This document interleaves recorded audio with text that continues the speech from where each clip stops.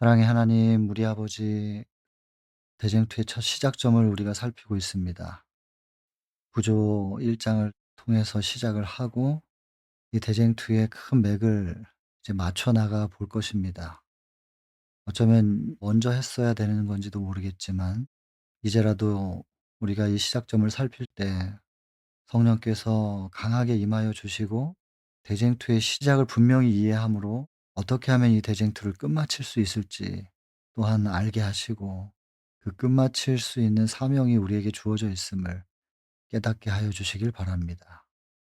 이 한 시간을 아버지께만 의탁을 드리며 사람의 생각과 해석이 하나님의 뜻에 맞지 않으면 철저하게 제하시고 그 입을 막으시며 오직 기록된 말씀을 통해서 하나님의 뜻만이, 그리고 하나님의 계획과 대쟁투의 사실만이 드러날 수 있게 해 주시길 바랍니다. 예수님 귀하신 성으로 기도합니다. 자, 오늘은 본문을 좀 꼼꼼히 살펴봐야 되겠습니다. 죄가 용납된 이유 부조 1 장입니다. 성경절은 계시록 12장 7 절로 9절 요 부분이고, 그리고 이사야 14장 12 절부터 14 절까지, 그리고 에스겔 28장 14 절부터 18 절까지를 부조 1 장이 근거로 해서 주석을 한 것입니다. 죄가 용납된 이유, 여러분 제목을 잘 기억하셔야 됩니다. 이 챕터의 시작은 하나님이 사랑이시다라고 선포하면서 시작합니다. 회전하는 그림자도 없으시다. 하나님의 사랑은 절대로 변함이 없다는 것입니다. 특별히 회전하는 그림자라고 표현한 이유가 무엇일까 생각해 봅니다. 이 땅에서는 동쪽으로 해가 뜨면 서쪽으로 그림자가 집니다. 서쪽으로 해가 지면 동쪽으로 그림자가 집니다. 변해요. 어쩔 수가 없어요. 근데 하나님은 회전하는 그림자도 없으세요. 절대 불변. 하나님이 사랑이시라면 끝까지 사랑이십니다. 여러분, 지금도 여러분들을 사랑하고 계시다는 것을 이걸 믿어 드려야 됩니다.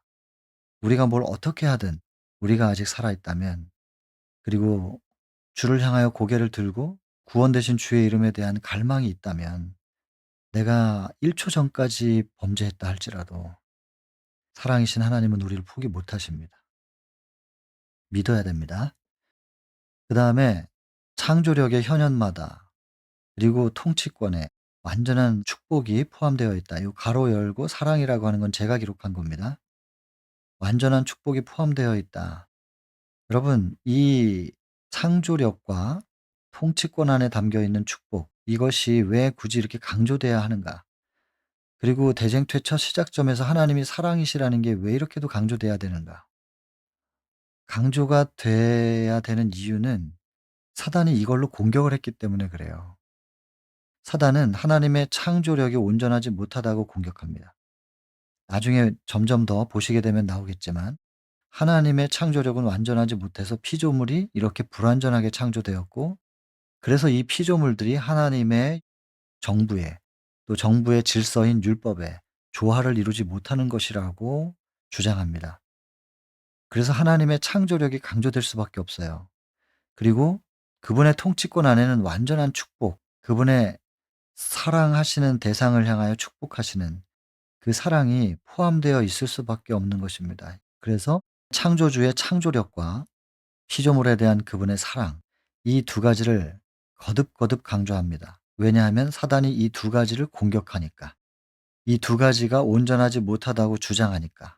그리고 그것이 상당히 설득력 있게 표현이 됐기 때문에 하나님은 이것을 증명하셔야 돼요. 당신이 창조주로서 완전하시다는 거. 그래서 창조주의 속성 두 가지, 창조력과 피조물에 대한 사랑이 완전하다는 것을 증명하셔야 되는 겁니다. 이게 대쟁투의 시작이에요. 대쟁투의 가장 중요한 포인트 이 두 가지를 놓치시면 대쟁투 전체가 안 풀려요. 그리고 우리가 무엇을 회복해야 되는지도 모르는 거죠. 목표 지점을 모르고 아무 방향으로나 뛰고 있는 거하고 똑같은 거예요. 사도 바울이 말한 것처럼. 초점 이 두 가지를 꼭 잘 기억하셔야 됩니다. 왜 이 두 가지가 강조되고 있는가? 그다음에 시편에서도 근거하는 성경절이죠. 그분의 사랑과 그분의 창조력 완전하다는 거. 심지어는 선악의 대쟁투의 시작과 끝도, 왜 하나님께서 제압하실 수 있음에도 불구하고 하늘에서 사단이 반역을 일으켰을 때 그냥 없애버리지 않으셨는가?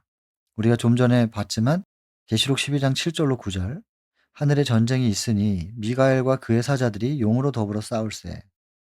미가엘이라는 이름의 뜻이 뭐냐면 누가 하나님과 같으냐라는 뜻입니다. 왜 그 이름으로 나아가셔서 싸우셨냐면 하나님과 같아져 보겠다고 도전하는 피조물이 있었기 때문에 창조주와 같을 수는 없는 것이다, 피조물은. 그래서 누가 하나님과 같으냐, 누가 하나님과 비교 보겠다는 것이냐, 그 이름, 미가엘이란 이름으로 싸우시는 겁니다. 그래서 미가엘과 그의 사자들이 용으로 더불어 싸울세. 용과 그의 사자들도 싸우지만 이기지 못하여 하늘에 있을 곳을 얻지 못한지라. 이기지 못하면 그냥 죽여버리면 되잖아요. 소멸시켜버리면 되는 거예요. 제국의 역사 속에서 반역을, 구테타를 시도했을 때 그래서 성공하면 혁명인데 실패하면 그건 그냥 반역이에요. 그러면 그들뿐만 아니라 주변에 있는 친척들, 직계 자녀들 다 죽입니다. 근데 하나님께서 이 반역을 일으킨 용과 그의 사자들을 왜 살려두셨는가? 그래서 그냥 하늘에서만 내보내고 없애버리질 않으셨단 말이에요. 그 이유가 무엇인가? 죄가 용납된 이유. 이걸 인제 알아야 되겠죠. 근데 이 대쟁투의 시작과 그리고 모든 과정, 죽이지 않고 살려두셨던 과정과 끝내 마무리될 때까지 미래의 어느 시점에서 분명히 이 대쟁투는 끝날 겁니다. 마무리될 때까지 이 모든 과정이 사랑의 증거이다. 여러분 이걸 꼭 기억하셔야 됩니다. 사랑 때문에 이 대쟁투가 지금 유지되고 있습니다. 끝나지 못하고. 이 대쟁투 속에 담겨 있는 하나님의 사랑을 이해해야 됩니다. 그래야 이 대쟁투 속에서 우리가 시련을 당하고 고난을 당할 수도 있지만 이 속에서 하나님께 불평하지 않고 '하나님은 사랑이시다.' 이걸 믿을 수 있게 되는 것이죠. 그리고 이기지 못하여 하늘에서 있을 곳을 얻지 못한지라. 용과 그의 사자들이 이기지 못했다는 것은 미가엘과 그의 사자들이 이긴 것이냐? 그렇게 볼 수는 없습니다. 비기는 것도 있어요. 그래서 용과 그의 사자들이 이기지 못하였지만 그렇다고 미가엘과 그의 사자들이 다 완전히 이겼냐? 그건 아닙니다. 이길 수 있는 능력이 없어서 그러면 비긴 것이냐? 아니죠. 이길 수 있고 완전히 제압할 수 있고 완전히 소멸시켜 버릴 수 있지만 그러나 그 결과를 유보시키는 이유가 있단 말입니다. 그걸 우리가 이 챕터에서 꼭 확인해야 되는 것이죠. 지금 그래서 현재 상태는 대쟁투가 계속 진행 중인 것이지 끝난 게 아닙니다. 그래서 이 모든 과정들 속에 하나님의 사랑이 있다는 것을 꼭 알아야 된다. 왜 이것을 끝내지 않고 여태 유보시키고 계시는가? 충분히 이길 수 있음에도 불구하고 그것은 하나님의 사랑 때문이다. 그래서 이 속에 무슨 사랑이 담겨 있는지를 반드시 아셔야 되겠죠. 그 하나님의 사랑은 홀로 행하지 않으셨습니다. 그 사랑으로 온 우주를 통치하시는데 홀로 행하지 않으시고 그분에게는 동역자가 있습니다. 그 동료 한 분이 계시는데 누구냐면 요한복음 1장 말씀이 계시고 말씀이 하나님이라 그랬어요. 말씀은 곧 하나님이시다. 그 말씀 하나님이 누구겠어요? 말씀이 육신이 되어 오신 예수 그리스도. 그래서 독생자이신 그리스도. 그분은 하나님과 하나이셨고 또 참여하실 수 있는 유일한 분이셨다. 그리고 하나님의 사랑에 대해서 언급하고 예수님에 대해서 언급했습니다.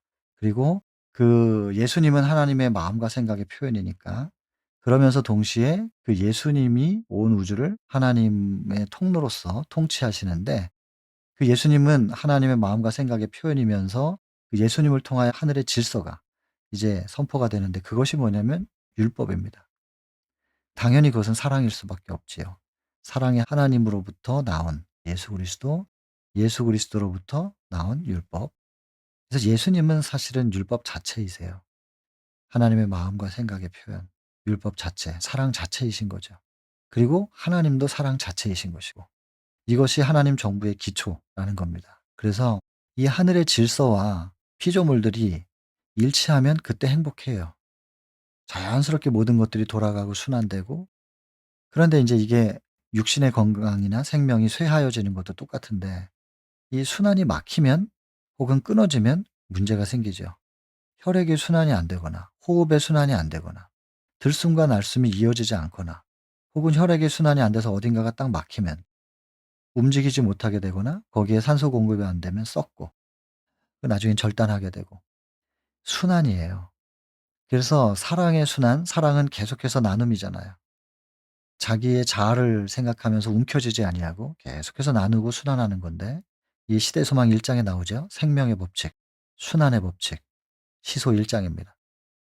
이것에 우리가 조화될 수만 있으면 우리도 자연스럽게 순환해요. 그러면 행복해요. 생명적이에요. 그것은 사랑의 봉사고 자원하는 봉사고 나의 자유의지를 이 기꺼이 들여서 자원하는 마음으로 봉사하는 사랑인 거예요. 이렇게 하면 행복해요. 그리고 이렇게 하나님의 질서의 조화가 이루어질 때 우리가 행복한 것이죠. 그리고 심지어 천사들까지도 하나님을 최고로 사랑하고 있는 동안 이 천사들이라 할지라도 스스로 사랑을 하는 게 아니라 사랑이신 하나님과 연결되었을 때 하나님으로부터 공급되는 사랑으로 충만하게 되어져서 그것이 내 안에서 차고 넘쳐서 흐름으로 주변을 사랑하는 겁니다. 그래서 흘러 흘러 다시 그것이 하나님께 돌아가고 전체적인 순환이 이루어지는 거죠. 이렇게 됐을 때는 상호 간의 사랑도 믿을 만하고 무화적이에요. 근데 천사들이라 할지라도 하나님과의 이 사랑의 순환의 관계 속에서 이것이 딱 끊어지거나 어딘가 막혀 버리면 그들에게도 불협화음이 생기죠. 하나님과 연결돼 있을 때는 조화, 불협화음이 없었어요. 항상 조화로워요. 근데 여기에 한 변화가 생겨요, 루스벨 때문에. 그러면서 천사들 간에도 갈라지잖아요. 결국엔 3분의 2, 3분의 1이 갈라져 버리거든요. 천사들조차도 스스로 사랑할 수 없어요. 생명의 근원이신 하나님, 사랑의 근원이신 하나님과 연결되어 있을 때 그분으로부터 우리가 사랑을 계속해서 공급받고 생명을 공급받아 우리가 생명적으로 활력 있게 살아가고 서로 사랑하며 살아갈 수 있습니다. 천사들도 이랬는데 이 땅 어떤 조직인들 서로 간에 온전히 사랑이 되겠냔 말이에요. 인간들끼리 아무리 친해봐야 사단이 마음만 먹으면 금방 원수 만들 수 있습니다. 인간들끼리 친한 게 중요한 게 아니라 심지어 가정에서도 부부 간의 관계, 부모와 자식 간의 관계, 관계가 있다는 거죠. 남편이 예수께로, 아내가 예수께로, 자녀가 예수께로 모두의 눈이 예수께로 고정되어 있고 하나님이신 예수님과의 관계가 연결돼 있을 때 그 예수 그리스도를 중심으로 가족들이 서로 사랑할 수 있게 되는 것이죠. 이것이 진짜고 변함이 없고 또 사단이 함부로 해칠 수 없는 사랑의 방패가 된단 말입니다. 그러니 어떤 조직도 진정한 연합을 원한다면 특별히 선교 조직은 이 원리를 명확하게 기억해야 될 거예요. 그리고 이것이 계속해서 거듭거듭 강조가 돼야 될 것입니다. 개인적인 하나님과의 관계가 가장 중요합니다. 그래야 서로 간에도 여기도 보면 표현이 그렇잖아요. 상호 간의 사랑도 믿을 만하였다. 우리가 어떻게 하면 연합되고 하나 될 수 있는가? 여기 비결이 있습니다. 이 방법 외에는 절대로 온전히 하나 되거나 연합될 수 없습니다. 어떤 조직이든. 리더들은 이걸 기억을 해야 되겠죠. 근데 이렇게 완전했었던 하늘에 변화가 생기는데 루스벨 때문에 루스벨이 등장합니다. 그리고는 아침의 아들 계명성인데요. 이것이 빛을 발하는 자였는데 그가 참으로 완전하게 창조되었었던 완전한 인이었는데 지음을 받던 날로부터 모든 길에 완전하더니 마침내 불의가 드러났다. 불의. 이게 인제 완전해서 결과적으로 불의가 나온 것이 절대로 아니고 원문에 보면 아드라는 표현이에요. 불의를 행하지 전까지는 완전했었는데 이렇게 해석이 돼야 됩니다. 그래서 불의가 드러나게 된 그것은 하나님께서 주신 선택의 자유입니다. 로봇을 만든 게 아니라는 거. 어떻게 로봇과 사랑을 하겠어요? 기꺼이 자기가 선택해서 하나님을 사랑할 수 있도록 먼저 하나님께서 사랑하셨고 그 사랑에 반응하여 하나님과 사랑의 관계가 형성될 수 있도록 하신 것인데 그 반응을 루스벨이 잘못했죠. 잘못된 선택, 자유의지를 잘못 활용함으로 결국엔 불의가 드러나게 됐습니다. 이건 천사들에게만 준 자유의 의지가 아니라 아담과 하와에게도 마찬가지입니다. 그래서 아담과 하와는 존재하기로 선택하지 않았습니다. 사랑이신 하나님께서 창조주께서 사랑의 대상을 창조하시는 거예요. 그게 사랑의 하나님의 속성이에요. 사랑을 나눌 수 있는 대상들을 자꾸자꾸 창조하는 것. 근데 아담과 하와는 존재하기로 선택한 적이 없어요. 그래서 하나님이 창조하셨으나 계속 존재하기로 선택하고 살아갈 것이냐 아니면 원래 자리로 돌아갈 수 있는 선택의 자유가 있어야 됩니다. 내가 너를 창조주의 권위로 창조했으니 너는 무조건 살아야 돼. 너는 너를 창조한 나를 무조건 경배해야 돼. 이것은 사랑이 아닌 것입니다. 그래서 선악과를 주었고 그것을 먹게 되면은 나는 존재하기를 원하지 않는다라는 것을 온 우주 앞에 공표하는 것입니다. 몰래 하나님께 개인 상담 있습니다. 그리고 찾아가 가지고 개인적으로 "나는 더 살고 싶지 않아요." 이렇게 말하면 그래 하나님께서 흙으로 돌려보내면 이상한 거예요. 공의는 항상 공개적으로 입증돼야 됩니다. 그래서 '아 아담이 원했구나. 흙으로 돌아가기를 원했구나.' 그래서 온 우주가 그렇게 아담의 선택을 존중하는 하나님을 봐야 돼요. 개인적으로 찾아가 가지고 살기 원하지 않아요. 그래서 갑자기 아담이 사라지면 온 우주는 물음표를 갖게 돼요. '어딜 갔지?' 이렇게 된단 말이에요. 그래서 온 우주 앞에 공표할 수 있는 것으로 선악과를 주신 것입니다. 그게 율법이에요. 선악과를 먹지 않으면 하나님과 연결되어 있는 상태로 생존하고 내가 살기를 원치 않으면 선악과를 따요. 그러면 하나님과의 관계는 끊어져요. 하나님께서 생명을 계속 주시는 것을 그가 원하지 않았기 때문에. 그래서 "아 나는 원치 않아요." 라는 걸 공표하고 나면 하나님은 강제로 하지 못하시고 그냥 원래 자리로 돌려보내는 겁니다. 그래서 생명과 사망의 기준점이 선악과예요. 지금도 율법이 그 역할을 하는 겁니다. 율법은 넘으면 사망으로 가는 것이고 넘지 않으면 하나님과 연결돼 있기를 원한다라고 하는 것을 표하는 거예요. 그래서 율법은 그 기준의 역할을 한다는 겁니다. 시대소망할 때 특별히 50 장에서 요한복음 8장 가늠하다 현장에 잡혀온 여인 이야기하면서 "나도 너를 정죄하지 않는다. 율법은 정죄의 도구가 아니라는 거." 설명을 했었습니다. 못 들으셨던 분들은 시대소망 50장 다시 들어보시면 되겠습니다. 자 그래서 심지어 그 자유의지를 잘못 활용하여 잘못된 선택을 할 경우 하나님께서 당신의 목숨을 걸고 대신 죽으실 각오를 하고 자유의지를 주신 것입니다. 그래서 자유의지를 주시는 하나님의 사랑 속에는 하나님의 목숨이 담겨 있다는 거, 당신의 생명이 담겨 있다는 걸 이게 얼마나 깊은 사랑인지를 우리는 이해할 수 없습니다. 헤아릴 수가 없지만 이것은 놀라운 사랑이고 우리가 구원받아서 하늘에 간다면 영원이라는 시간을 살면서 그 사랑에 대해서 계속해서 공부할 거예요. 알아갈 거예요. 그리고 찬양하겠죠. 그 사랑에 감탄하면서. 여러분, 자유의지를 주신 하나님의 사랑에 대해서 우리가 구원받을 수 있는 것만큼은 이해할 수 있게 하셨으니까 이 사랑을 의심하지 않게 되기를 바랍니다. 루스벨에 대해서 계속 얘기가 됩니다. 네가 아름다워서 교만하게 됐다. 이 교만이라고 하는 거. 그래서 달란트를 좀 받고 아름답게 태어난 분들은 조심해야 됩니다. 이거 교만. 지혜를 더럽혔다.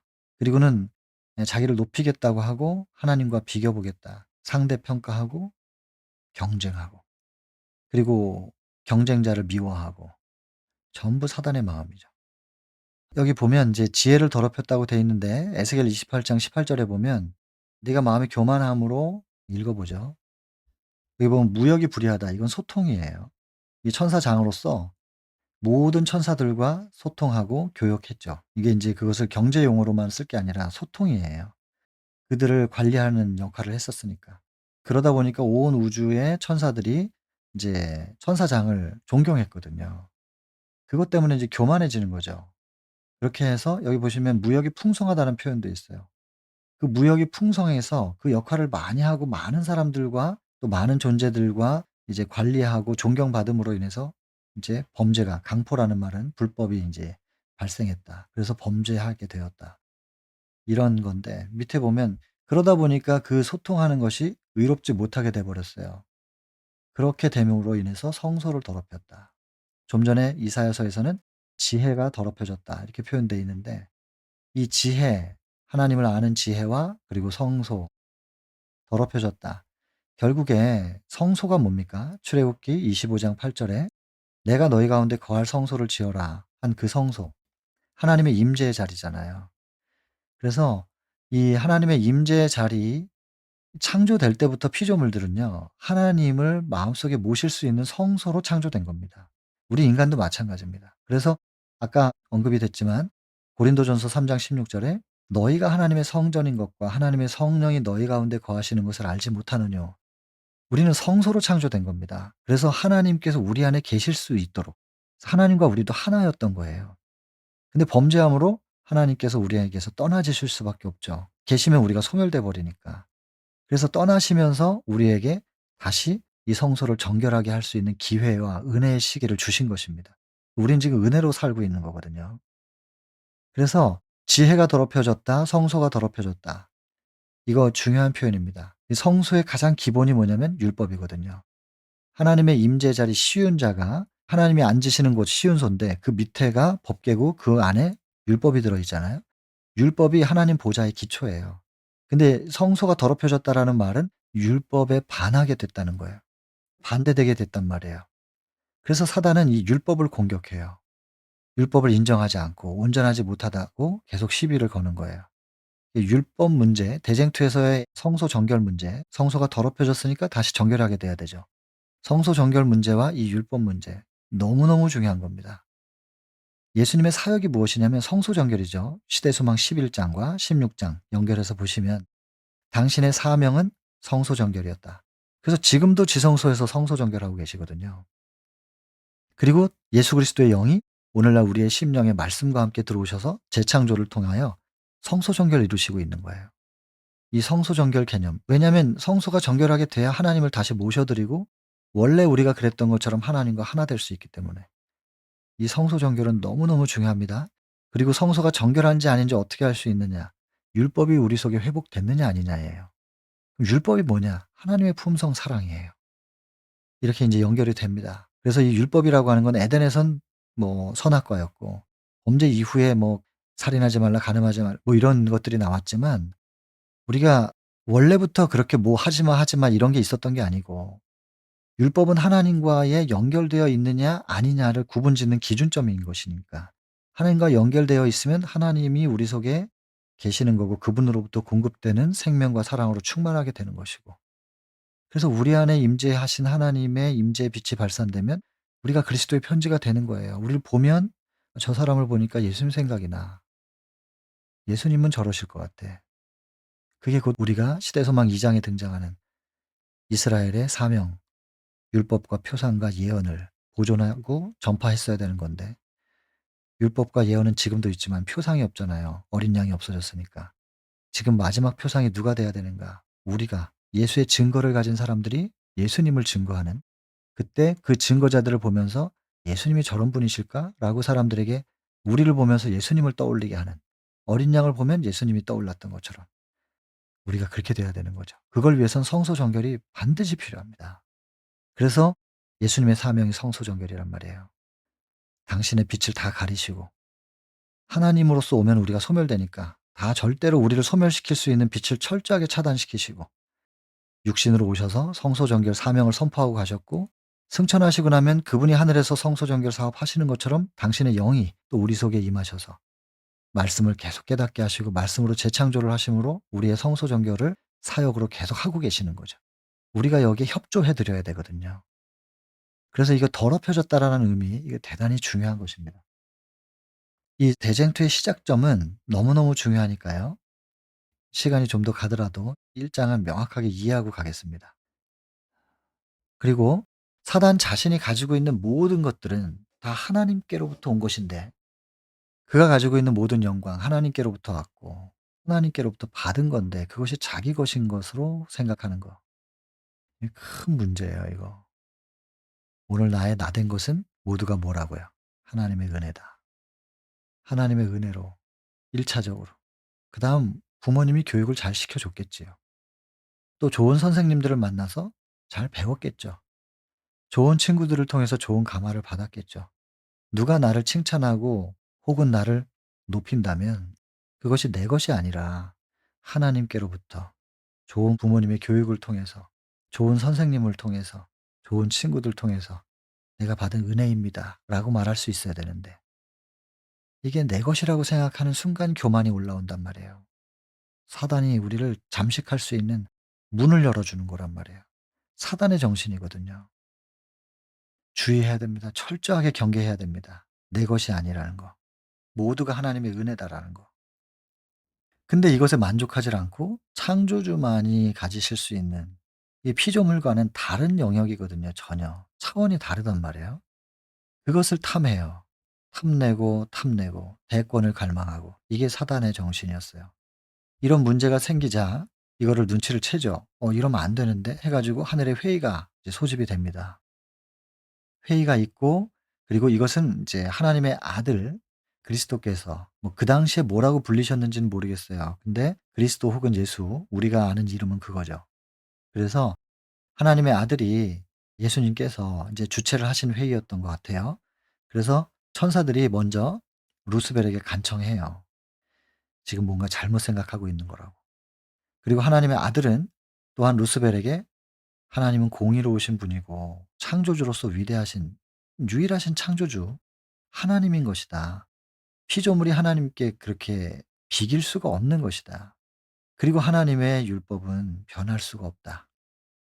왜냐하면 율법은 하나님 자체이시기 때문에. 이걸 이제 호소하는 거예요. 근데 결과는 반항심, 질투심만 더 이제 생겨 버렸어요. 이게 첫 번째 주어진 기회예요, 이 회의 때. 그래서 이걸 그냥 그대로 둘 수는 없거든요.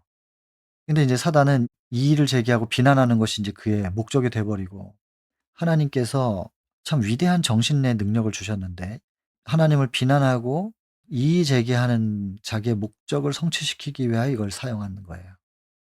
선한 데 쓰라고 주신 걸 가지고 자기 만족을 위해서 쓰는 것입니다.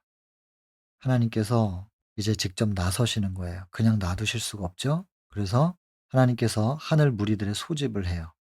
온 우주 거민들 다 모아요. 왜 소집하셨냐면 자꾸 하나님의 아들을 향하여 이제 도전을 하니까, 이 루스벨이. 그렇게 도전할 수 있는 대상이 아니라는 것. 아들이 곧 나라는 거. 하나님께서 당신 자신이라는 것을, 이 아들이 곧 나다, 이것을 선포하기 위해서 하늘 무리들을 소집을 합니다. 그리고는 아버지의 보좌에 같이 앉으셨으며, 이렇게 돼 있어요, 이 표현. 이걸 잘 이해하셔야 되겠죠? 따로따로 앉으신 게 아니라 보좌가 하나인데 거기에 아들과 아버지가 같이 앉으셨다는 거예요. 철저하게 대등한 모습을 보여주시는 거죠. 그러면서 동시에 저는 무슨 생각도 해 봤냐면, 보좌, 의자가 하나인데 하나님과 아들이 따로따로가 아니라 한 분이 되셔서 앉아 계셨을 수도 있겠구나, 이런 생각도 했어요. 어쨌든 보좌에 같이 앉으시는 거예요. 그 대신에 그 뒤에 뭐라고 나오냐면, 영원지존하신 하나님의 영광이 두 분을 둘러쌌다. 그러면 또 요럴 때는 개체가 둘이 되는 거죠. 따로따로 계시기도 하고 하나가 되시기도 하고. 이거는 하나님의 영역이에요. 삼위일체의 영역이에요. 어쨌든 예수 그리스도는 하나님과 같다. 이 권위에 도전할 수는 없는 것이다. 그리고 이것이 권위로 너희를 짓누르는 것이 아니라, 이 권위의 조화를 이룰 때, 충성하고 연결되어 있을 때 온 우주가 생명적이고 서로 사랑하면서 살아갈 수 있는 것이다. 이것을 지금 선포하신 거예요. 그리스도 밖에는 아무도 당신의 계획에 참여할 수가 없는 것이다. 이건 하나님인데 도전할 수 있는 게 아니라고. 그래서 그 하나님의 뜻을 온 우주에 펼치고 수행하고 관리하고 하는 것을 하나님이 직접 하시는 게 아니라 이 아들을 통하여 위임하셨다고 이제 선언을 하는 것입니다. 그렇다면 이 하나님의 권한을 받은 아들은 루스벨 같았으면 어떡하겠어요. '내가 이런 권한이 있어.' 하면서 이제 고개를 들었을 텐데, 충분히 그런 자격이 있다는 것을 여기 지금 설명해요. 그러나 그분은 오직 영광을 아버지께만 돌리는 분이에요. 이것이 이제 빌립보 2장 5 절부터 7 절까지 보면, 예수 그리스도는 근본 하나님과 본체세요. 이 본체시라는 단어의 뜻이 뭐냐면 모르페라고, 이 하나님의 형상이셨다. 외형과 모양이다. 그러니까 하나님의 마음과 생각을 형상화시켰다. 저는 이렇게 이해하는 것입니다. 그래서 원문으로 분석해 볼 때 이 본체에서 이거 하나님의 형상이었다. 그렇게 보면 하나님은 형상을 나타내 보이지는 않으셨던 것 같아요. 하늘에서도 그냥 빛으로서 계시지 않았을까 상상해 봅니다. 나중에 하늘 가서 보겠지만, 근데 빛으로 계신 그 하나님을 형상화시키신 분이 하나님의 아들로서 등장하셔 가지고 온 우주를 다니시며 대화하시고 같이 식사도 하시고 아마 그러셨을 거라고 생각이 들어요. 근데 이 정도면은 동등하다는 거죠. 하나님과 동등하니까 굉장히 좀 고개를 들 만도 한데, 동등됨을 취할 것으로 여기지 아니하시고 오히려 자기를 비워서 종의 형체를 가져 사람들과 같이 되셨다. 이게 겸손이거든요. 종노릇, 사랑의 종노릇이에요, 이게. 나는 마음이 온유하고 겸손하니 할 때 그 겸손입니다. 근데 바울이 빌립보에게 편지를 보낼 때 이 마음을 품으래요. 곧 그리스도 예수의 마음, 곧 자기를 비우는, 그리고 겸손, 사랑의 종로로 타신 이 예수님의 마음을 품으라. 이렇게 행하라가 아니에요. 우리가 어떻게 해요 이거를. 예수 그리스도의 마음을 우리 마음속에 모셔드리는 거예요. 그게 믿음이에요. 모셔드리는 것이. 그 예수님을 마음속에 모셔드림으로 그 예수님을 품을 때 우리 속에 충만히 모셔진 그분이 흘러넘치면 우리도 예수님의 마음으로, 사랑으로 종로로 타고 겸손할 수 있게 되는 거죠. 근데 반대로 내가 하나님의 뭇별 위에 나의 보좌를 높이고 지극히 높으신 자와 비교버리라. 사단은 정반대인 거예요. 이런 예수님을 온 우주의 생명체들 앞에서 권한을 위임하고 선포하시는 거예요.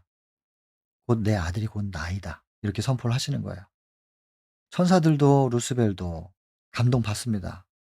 그를 감동시키고 악한 정신이 극복되고 아버지와 아들을 사랑하게 되었어요. 그러나 이상하고 맹렬한 투쟁이 그 속에 있어요. 그리고 욕망이 자꾸 올라와요. 그리고 갈망을 하게 돼요.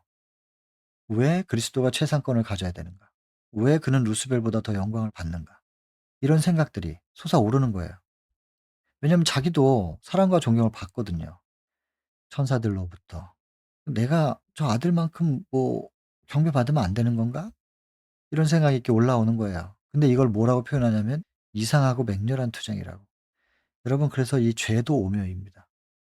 하나님께서 분명히 죄를 창조한 건 아닌데 왜 이 속에서 자유의지 속에서 이런 것들이 올라오는가? 근데 분명한 건 이 자유의지를 통해서 하나님을 선택하고 사랑의 관계가 형성되게끔 하신 것이 이 위험을 감수하고라도 철저하게 기꺼운 마음으로 하나님을 사랑해 주기를 바라는, 절대로 일말이라도 강요하거나 능력에 복종, 굴종해서 하나님을 사랑하거나 경배하거나 충성 맹세를 하거나 하지 않게 하기 위한 100% 순결한 사랑의 관계를 맺기 위한 하나님의 사랑이 담겨 있다는 것만은 믿어야 되겠습니다. 어쨌든 이 죄가 시작된 이 부분은 오묘입니다. 그래서 이 오묘에 대한 부분을 깊이 들어가면 시험을 받으니까 어차피 자꾸 맴돌아요. 다시 말씀드리지만 차원이 달라요. 3차원적으로밖에 생각할 수 없는 인간들은 4차원, 5차원 그 이상의 차원에 이해할 수가 없는 부분이거든요. 자꾸 생각하다 보면 결국에는 물음표가 해결이 안 되면은 의심하게 되니까. 자기가 모르면, 자기 생각이 미치지 못하면 부정하는 경우들이 있잖아요. 결국엔 의심이 되기 때문에, 그래서 하나님께서 이 오묘에 대한 부분들은 경계를 좀 두셨다고 생각해요. 깊이 생각하지 말라 했죠, 화이트부인도. 그러나 어쨌든 다시 말씀드립니다. 우리가 구원받을 수 있을 만큼은 보여주셨으니까 여기까지만 딱 하겠습니다. 오묘에 대한 부분, 죄의 기원에 대한 부분. 그래서 대쟁투청서의 첫 번째 책 부조 1장의 원래 제목 죄의 기원, 요것은 좀 시험을 받을 만한 제목이어서 좀 우려를 했었는데, 제목이 다행히도 죄가 용납된 이유로 이제 변경이 되면서 '참 적절했다.' 이렇게 저는 생각을 하게 됩니다. 오묘 부분이라는 거. 그리고는 이제 두 번째 기회에서 이제 자기 자리를 박차고 나가 버리죠. 그래서 자기 자리를 떠났다. 이때 천사장의 그 지위를 잃었을 것이라고 생각이 됩니다. 왜냐하면 그 근거가 밑에 나와요. 하나님이 세 번째 인제 기회를 주시고 다시 루스벨에게 권유했을 때 만약에 그것을 받아들였다면은 그가 복직되었을 것이다라는 표현이 있어요.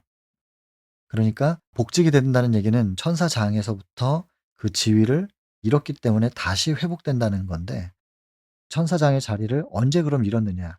그 내용이 없어요. 근거가 없는데 이 표현을 보면 자기의 자리를 떠나 불만의 정신을 퍼뜨리러 나아갔다.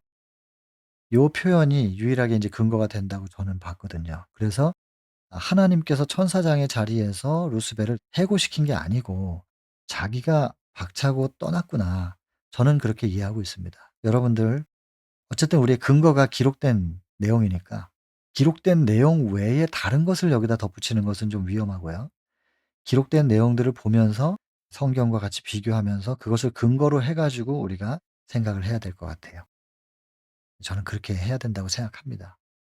기록된 거 외에 자꾸 다른 것을 갖다 붙이는 것은 위험하다. 그래서 근거를 기록을 통해서 찾아야 됩니다. 혹시 이런 생각을 하게끔 만드는 문구가 있다면 그 근거를 어디서 찾느냐. 내 상상 속에서 찾는 게 아니라 기록된 영감의 글 속에서 성경이든 예언의 신이든 거기서 찾아야 된다. 저는 그렇게 생각하죠. 그렇게 하고 인제 뒤져보는 편인데 여기에 이 표현이 '아 이래서 그랬나 보다.' 저로서는 여기까지 찾았습니다. 더 잘 찾으실 수 있는 분들이 찾으시면 저한테도 알려주시면 좋겠습니다. 그래서 인제 떠난 거예요. 그리고는 공격을 무엇으로 하냐. 인제 타겟이 정확하게 나옵니다. 율법에 관하여 의심을 심어 줍니다. 천사들에게 뭐라고 얘기하냐면 "다른 세계 거민들에게는 율법이 필요할 수도 있다. 근데 천사들은 더 높은 존재자들이기 때문에 율법이 필요 없다." 이거예요. 왜냐하면 법 없어도 의로우니까. 자신의 지혜가 충분한 안내자가 되기 때문에. 그래서 천사들은 죄를 범하는 것이 불가능하지 않느냐. 마치 하나님이 죄를 범하실 수 없는 것과 마찬가지로. 이거는 결국엔 천사들이 하나님과 동등하다는 거예요. 이런 것들을 암시하는 겁니다. 은연중에 그렇게 생각하게 만들어요. 근데 법 없어도 의로운데 왜 율법을 줘서 우리를 속박하는가? 그러니까 우리를 속박하는 하나님, 강제하시는 하나님, 권위로 누르는 하나님이 사랑이시냐? 이거죠. 하나님이 사랑이 아니라는 거거든요. 그래서 하나님의 품성에 대한 공격인데 직접적으로 그렇게 말하지는 않고 율법을 통해서 간접적으로 하나님의 품성이 온전하지 못하다고 지금 주장하고 있는 거고 암시하고 있는 건데 이게 영향을 받아요. 이 그 저의를 깨닫지 못하는 너무 순진한 천사들이 그것을 이해하지 못하고 '어 그런가?' 하면서 반응을 하게 돼 버리는 거예요. 그래서 첫 번째 타겟이 율법이었다는 거, 그리고 율법을 통하여 하나님의 품성에 불완전하다고 주장하는 거. 이게 대쟁투에서 굉장히 중요한 부분이니까 반드시 기억하셔야 됩니다. 율법은 절대로 회전하는 그림자도 없는 하나님, 변할 수 없는 것입니다. 율법의 원칙은 변할 수 없습니다. 모양을 변경시키든 내용을 변경시키든 그럴 수 없다는 거. 사단이 그렇게 했다는 거. 안식일은 안식일인 거예요. 안식일 외에 다른 날을 부활하신 날이 기념할 수도 있죠. 부활하신 날이 기쁘니까. 그러나 안식일을 없애고 부활하신 날을 안식일로 대체할 수 있는 권한이 없어요. 인간에겐 그런 권한이 없다고요. 또 선택의 자유를 주신 하나님께서 하나님을 선택하지 않았다고 해 가지고 원래 자리로 돌려보내시는 게 아니고 지옥에다 넣어 놓고 영원히 죽지도 못하게 하면서 계속해서 고통스럽게 한다. 이런 교리들은 율법의 정신, 하나님의 품성을 철저하게 왜곡시킨 교리들이거든요. 이거 전부 사단이 만든 교리입니다. 하나님은 사랑이신데 그 사랑에 대해서 의심하게 만드는 거 사단이 만든 거라고. 모든 걸 사랑의 원칙으로 보셔야 됩니다. 하나님은 사랑이시니까. 그리고 또 하나는 자꾸 이렇게 칭찬하면서 천사들을 높이면서 이렇게 자기 편으로 포섭해요. 이거 대단히 위험한 일이에요. 아담과 하와 역시 이제 부조 3 장에 보면 유혹과 타락 거기 나오는데 하와를 칭찬해요. 아름답다고 칭찬하면서 경계를 풀고 마음을 열게 해 가지고 거기다 딱 자기의 씨를 뿌리는 거예요. 여러분 누군가 나를 높여 줄 때 격려, 위로 그것을 위하여 칭찬할 수도 있지요. 근데 이거 참 주의해야 되는 거죠. 자녀들을 칭찬할 때도 "우리 아들 최고야." 이런 식으로 "최고야?" 우리 집에선 최고이지만 밖에 나가면 최고인가요? 근데 우리 동네에서 최고인데 다른 동네 가면? 한국에서 1등 하던 사람 미국 가서도 1등 하나요? 항상 최고라는 소리를 듣고 살았던 아이들이 밖에 나가니까 최고 대접을 안 해 주거든요. 그럼 열등감을 느껴요. 또 1등 하면 우월감을 느껴요. 그럼 우월감이든 열등감이든 이거 전부 사단의 속성이에요. 그러니까 칭찬할 때 "최고야." 뭐 이런 얘기하면 안 돼요. 자랑스러워. 자랑하고 싶다는 거잖아요. 이생의 자랑인데. 이거 전부 사단의 정신이잖아요. "나는 네가 정말로 자랑스럽다." 무심코 우리가 칭찬을 할 때 쓰는 이런 표현들을 대단히 조심해야 된단 말이죠. 그래서 이 대쟁투적인 관점을 가지고 아이를 교육한다면 "내 아들은 정말 최고야." 이렇게 표현하기보다는 "장하다. 대견하다. 그리고 너로 인해 참 든든하다." 요런 표현들을 써 줘야 되지 않을까라고 생각을 하는 겁니다. 이 말 한마디 단어 하나하나 그 속에 사상과 정신 그것이 담겨 있습니다. 인생의 원칙과 철학.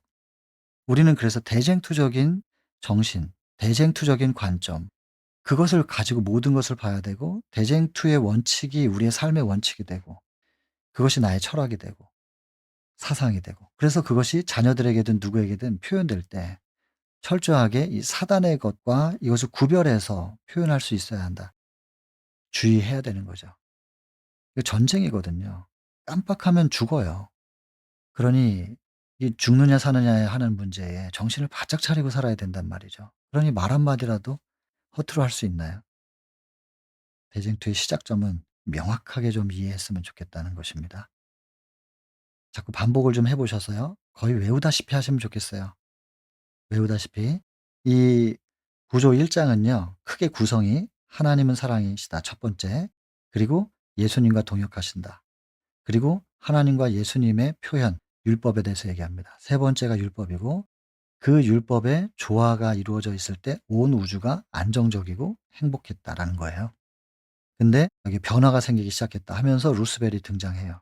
그리고 루스벨이 어떤 마음으로 이 대쟁투를 시작하고 반역을 했는지에 대한 루스벨의 마음가짐, 심리 상태, 그런 것들을 묘사합니다. 그리고 그런 마음가짐을 하나님께서 딱 체크하시고 인지가 되신 상태에서 그의 마음을 돌이키기 위하여 어떻게 하셨는가? 3 번의 기회를 주십니다. 루스벨에게 3 번의 기회를 주시고, 근데 루스벨은 다 그걸 거절해요. 그리고 루스벨에게 동조했던 천사들에게도 똑같이 기회를 주는데 그들조차도 거절해요. 그래서 기회가 끝났어요, 천사들에게.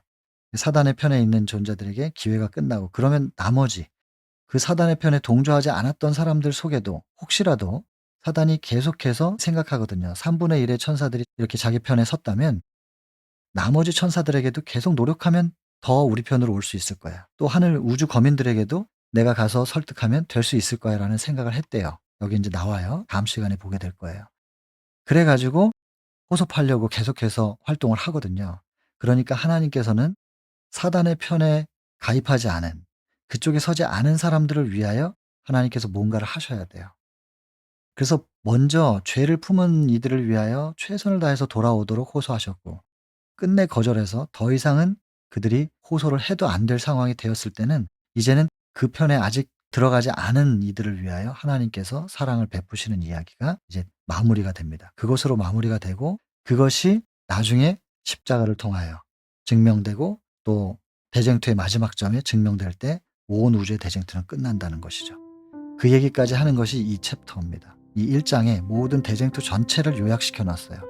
그래서 전체적인 흐름이 큰 파트가 한 5개 정도 그렇게 이제 나누어진다는 것을 아시고 거듭거듭 읽어 보시고 거의 외우다시피 하시면 좋겠습니다. 이 챕터는 다음 시간에 계속해서 연결해서 하도록 하겠습니다.